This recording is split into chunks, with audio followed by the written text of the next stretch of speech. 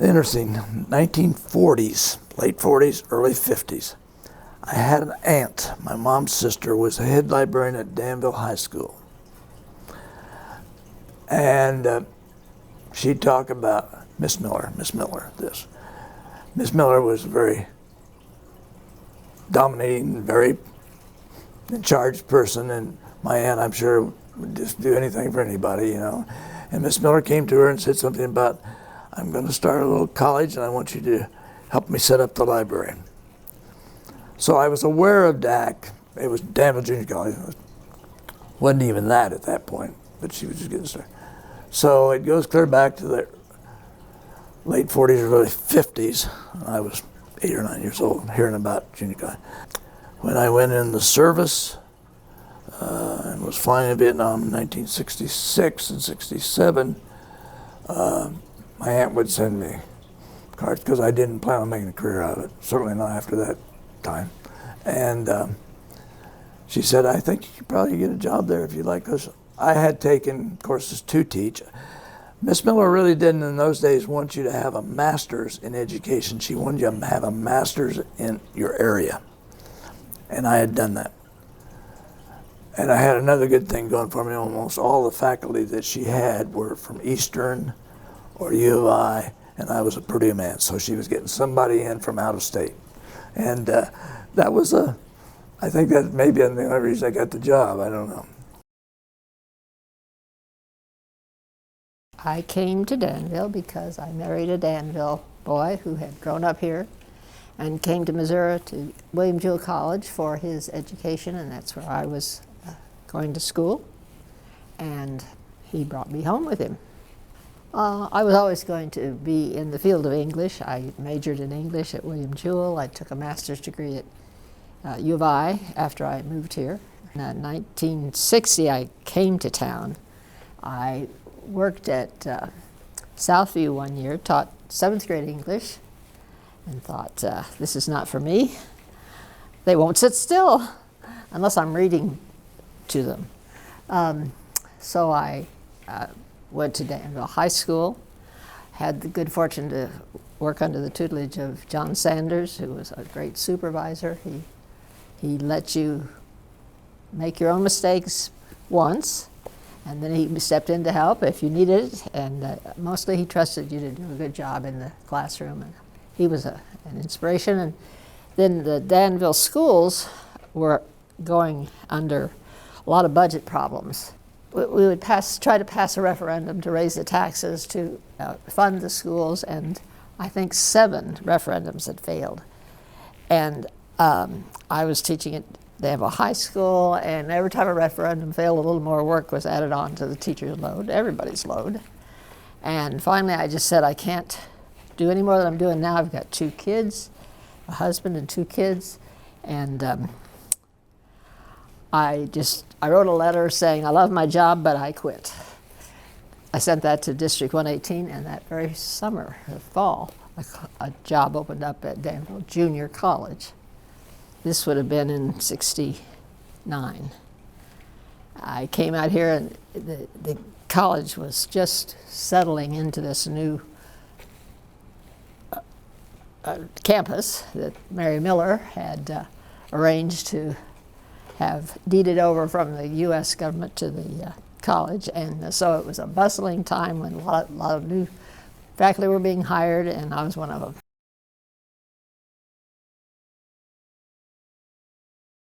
I guess a long story short would be that I grew up in Western Pennsylvania. I went to college in 1966, Edinburgh State University, which is a state school in Pennsylvania. My primary goal was to get good enough grades to stay out of the draft and not go to Vietnam, which I managed to do. I graduated in May and got my draft induction notice in June. I was in the first draft lottery, and that's one of the few lotteries I've won. I got a number 12. So I decided I didn't want to really go and be shot at, so I early enlisted in the Air Force. And I went to the Air Force in September of 1970. I got married in August of 1970, and off I went to the Air Force and did basic training in Texas and did technical training at Chanute Air Force Base in Rantoul. Left there, went to North Carolina for about a year and a half. Then went to Southeast Asia, went to Thailand for a year. Nobody was shooting at me in Thailand, but it was still Vietnam War. Came back from there, and my undergraduate degree was social studies, and I was going to teach history, but that got delayed. So I started looking for a job teaching history, and there weren't any. So I stayed in the Air Force, and I decided if I can't teach in the civilian world, I'll teach for the military. So I got a job. I got sent to Chanute to teach my career field at Chanute.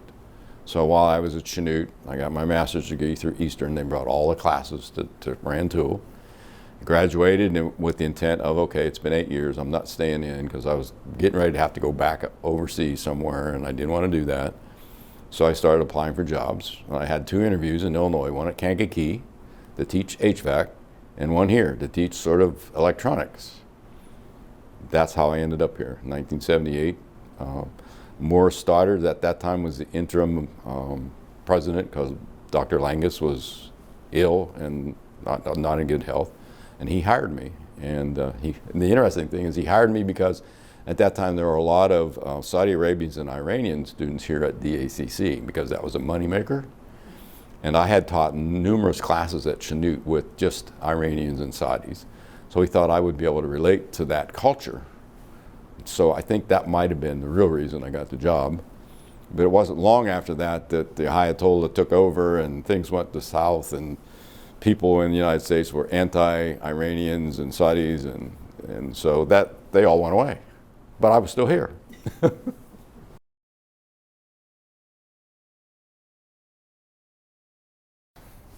Alice Lee Morison, who was a brilliant woman. I sat in on her classes not because I was trying to teach her anything or evaluate her in any way. She was the head of the English department, and she was a great lady, and she was a great reader.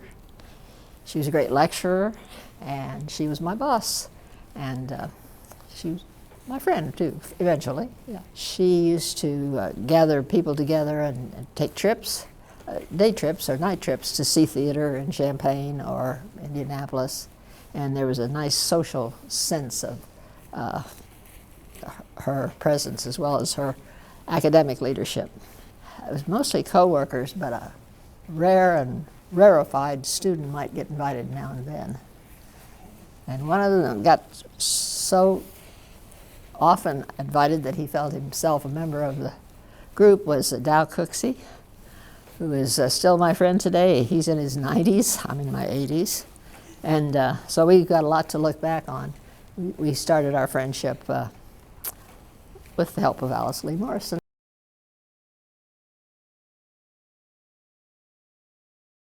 Dr. Borgen was an interesting man, and when thinking about back to memories, and I think one of the best memories I have is having experienced almost all the presidents and their different styles.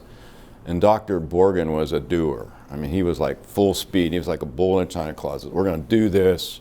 We're going to tear all those buildings down over there. We're not even going to ask if we can tear them down. We just tore them down. And he had a lot of good ideas as far as curriculum, and a lot of, he was just innovative. He had a lot of good thoughts. And then he wasn't here long enough to really get a real sense of what he was doing. And then Dr. Lingle had been the VP, and he was a military guy. He had come out of the Army, I believe. He was a helicopter pilot. He was pretty strict. His hair was always immaculate. And if he walked outside and the wind was blowing, he was walking holding his hair, and his gig line was perfectly aligned. And he was a pretty conservative guy. He worried a lot about money. I mean, every in-service speech we had the whole time he was here was like, we don't have any money. We're going broke. We got to do this. It got to be sort of old. But he I think, carried the college through some tough economic times, and encouraged savings and building up the fund balances. And I like Ron Lingle a lot. I think he was a good guy. I mean, he was pretty involved. Back then, I think that's about the time they got the Labor Management Council going, and he was instrumental in that with Dave Kitzman. But he was a military kind of guy. He definitely liked the chain of command. But you always knew where he stood. There weren't any you know, there wasn't any fuzzy areas with him at all.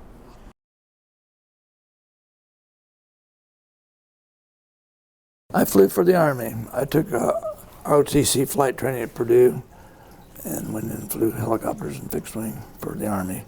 There were very few people that majored in helicopters in college. We were all business majors all over. And I'd never hardly been in an airplane when I took that flight training, but boy, I got hooked on it. So that's the way I got in on it, was through the aunt, Mary Miller, and they were hard up for teachers in those days. I think I could have started, if I remember right, at Danville High School in those days, almost double the salary that was here. But this was the level I thought I wanted to work at. And Marilyn Campbell was the department chairman. I came in and interviewed when I got back. And they were so short on teachers that now she says, what area would you like to teach? So I had probably more botany courses than I'd had zoology courses. But I remembered how much I enjoyed the zoology course. And so Kurt Huffman was later to come in and take the botany. And Marilyn had taught the botany, and I tended to go more in the zoology, cell biology area, which was where I'd had some training.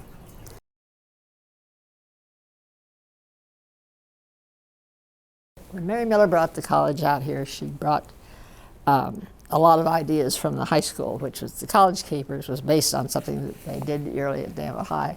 The yearbook was she wasn't copying, she was just trying to give students a complete a college experience.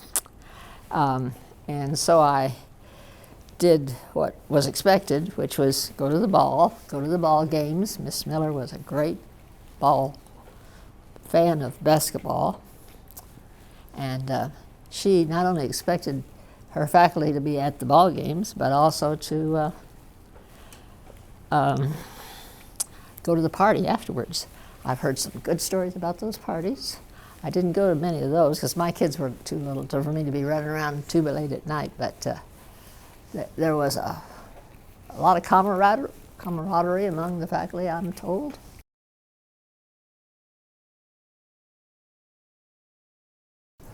And it was really a shoestring operation, if I can say it that way. Miss Miller, bless her heart, she was, give her credit. I don't know if this thing would ever get going if it hadn't been for her at that time. Very tight. Give you an idea how tight she was. Everything was done with little Post-its, little cards. You'd send them in the campus man. Ron Caldwell and I were sharing an office. And you put a little request, you'd like some paper clips, rubber bands, box or whatever. And Ron and I sent in, we'd like to share a box of paper clips. Got a note back from Miss Miller. How many paper clips do you really need? Well, I wished I had framed that thing because that's the way it was.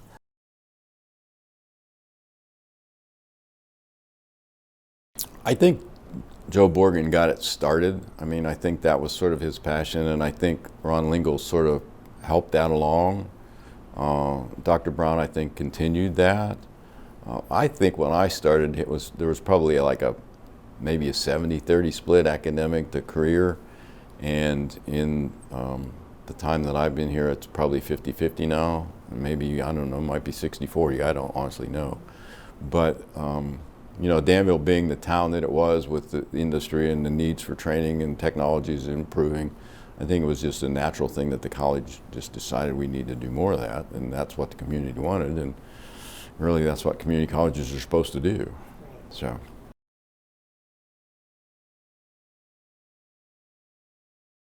You know, I don't remember the games. What I remember is her funeral, which was at this building on campus.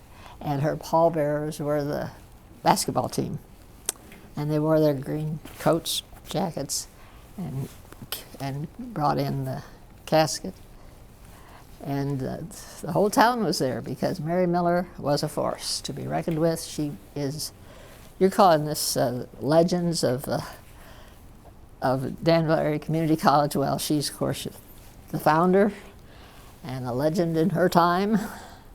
And we all like to tell stories about her behind her back, but we all were a little bit afraid of her, and we all respected her, what she had done, and what she continued to do, and keep this place focused and moving on ahead. She was an angel of the beginning of this college.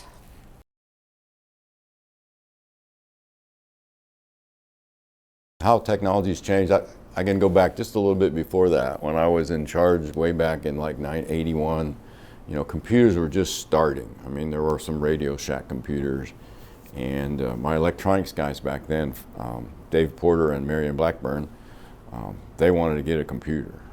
And the administration said, no, you don't need a computer. You don't need that.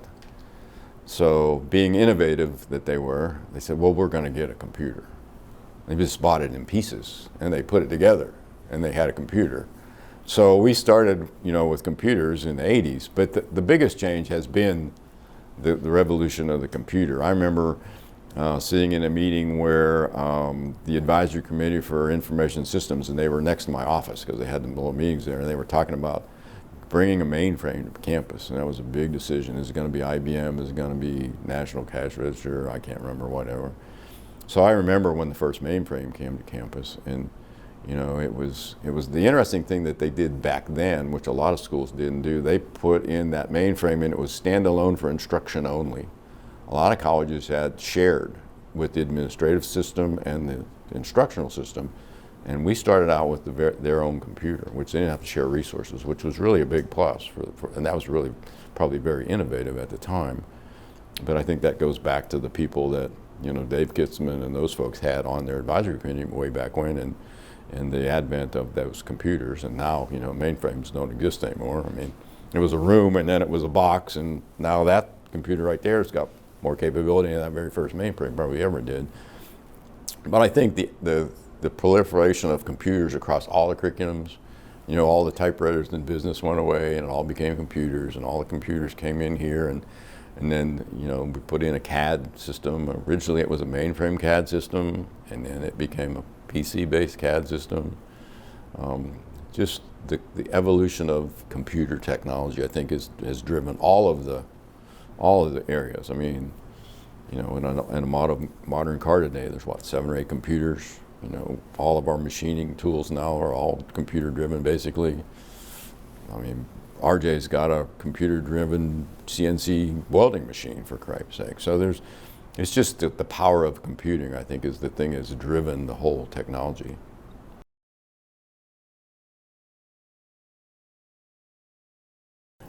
In those days, it had been the old vet's dorm and stuff, and we'd have veterans come into classroom because they remembered the place. They were back behind, but they'd come up, and we would give instructions if they're not disruptive, let them sit there. And I had one fellow that came to class about every day, and he wasn't disruptive. He was very enjoyed him.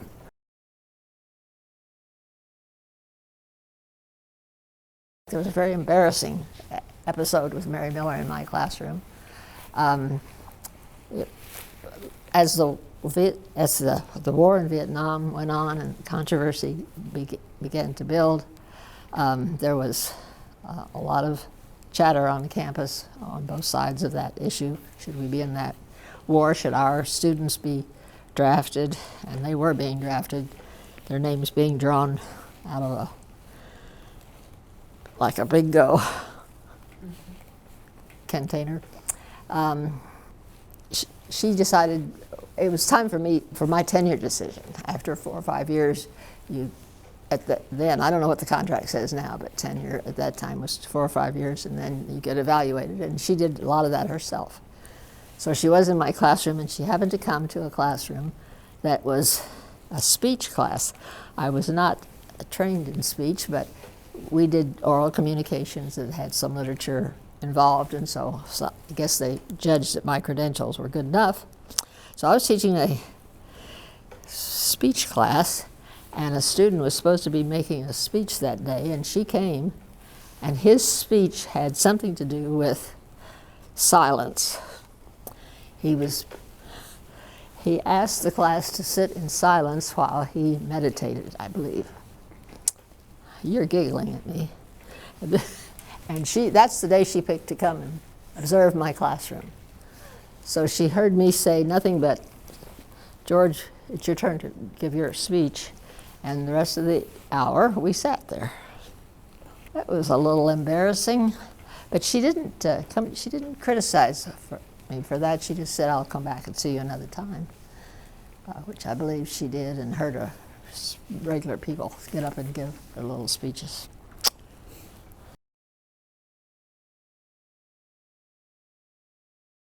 One thing that was a real advantage in my time was that the system had just started, the community college system had just started. So we were all the same age, we raised our families together, you know, my kids knew the kids of the other faculty members, and we grew up together, sort of. And so that was a real nice, and therefore we not only taught together, but we socialized a lot. You know, we had picnics and whatever.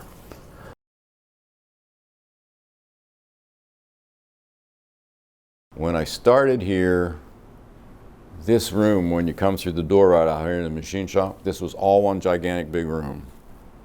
And then we taught electronics right here, and we taught machining right there.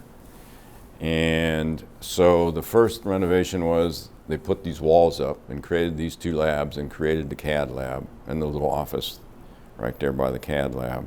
So that was addition 1. And then addition 2 was this front part when they brought IT over from building 10, and so on the west and the north.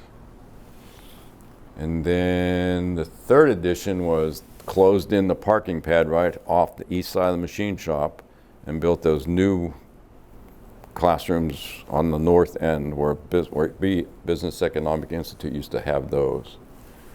And then the last addition was the Hoagland addition. So it's been added on to like 4 times. My goodness. Yeah, that was fun too.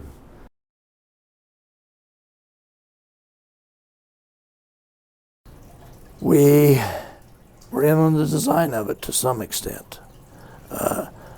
Again, Kurt and Ron and some of us that were, Rich Chrisman I think was here by that point, went around to other community colleges in the area. In fact, I just came through Kankakee the other day, and I was thinking about the time I went to Kankakee Community College. They had what they called open lab. So there was one big room, and over here physics might be being taught and something else taught over here, only separated by distance. I don't even think there were curtains.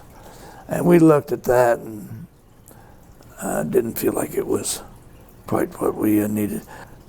Kurt, who was quite the carpenter, had a lot of good ideas. I was just noticing the display cases out in the hallway, and those were all things that he had thought of. We had the place where Pete and the other animals are downstairs. That was a part of our thoughts.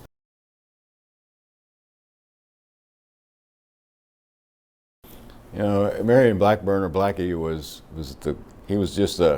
he would like for you to think, he would always tell his students, just remember, I'm a bastard. He would always tell his class that. But he was a soft-hearted guy. He just had this bravado. He was really, really sharp. And he built so many manipulatives for the classroom. I mean, now you go out and you buy a package, you know, like the robotics thing, mechatronics down there in that lab. If Blackie would have been here, he would have built that. He would have bought all those parts and built it. So he was a builder. He was a real smart guy.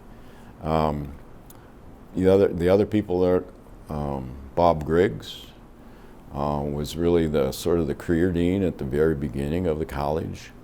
That's actually Sherry Wagaman's dad. He was teaching machining when I started here, so I worked with him and he taught machining. He was a interesting guy.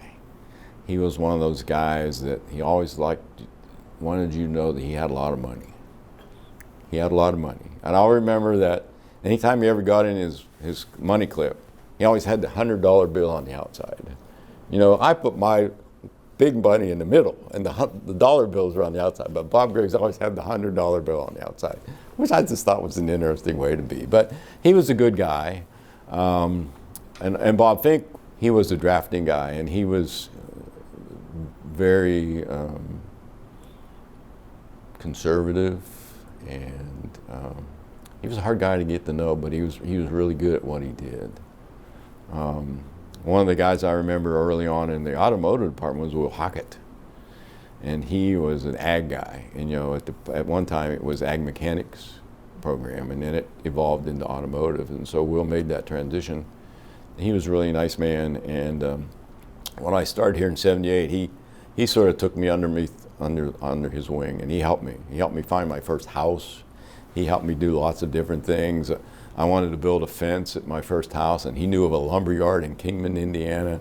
And he drove over there with his pickup truck, and we loaded the wood into my pickup truck, and we drove it to St. Joe. And he didn't help me build the fence, but he helped me facilitate it. But he was a really good guy. Those were the salt of the earth kind of people way back when I first started here.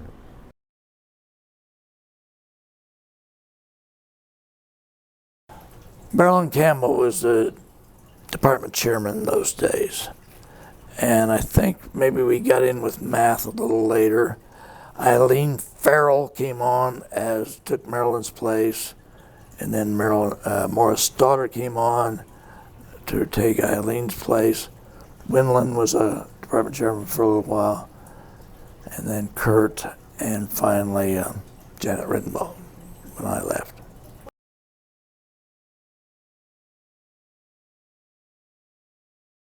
Well, I think that, you know, we were both educators, and we obviously value education, and we just felt like if I was going to give money for a scholarship, why wouldn't I give it to DACC? I mean, my wife's an elementary teacher, so it's not like you can give money to the elementary scholarship. We started our scholarship way back in memory of a friend of ours who passed away unexpectedly or way too early from colon cancer. And it was and he was a hands-on kind of guy, and he was a great guy, and we thought, well, we should just, if we're going to do it, we should just honor him. And we're actually, that has sort of waned right now, but I'm thinking about doing one maybe to honor my dad and Pat's dad in the future. I'm thinking about wanting to do that, and we just haven't quite decide how we want to do it yet. But we're going to continue to support the foundation with scholarship money.